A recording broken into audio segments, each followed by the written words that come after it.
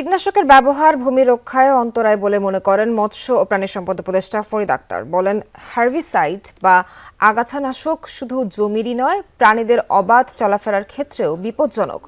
জানান, রাসায়নিকের কারণে কৃষির উর্বরতা হারাচ্ছে, কৃষি এবং ভূমি ব্যবহারে সমন্বিত পদক্ষেপ দরকার।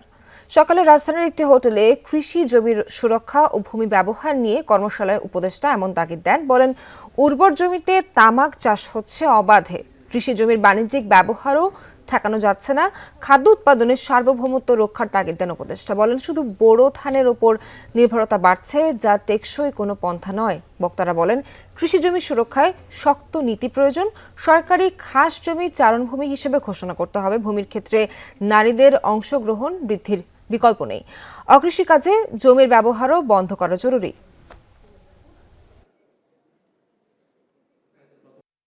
এখন আমাদের যে বোরো ধানের উপর যে নির্ভরশীলতাটা বেড়ে গেছে, সেটাকে কমিয়ে আমাদেরকে 3 ধরনের ধানের মৌসুমটাকে মেনে চলতে হবে। কীটনাশকের ব্যবহারটা কিন্তু আমাদের জন্য ভূমি রক্ষার ক্ষেত্রে একটা বড় বাধা।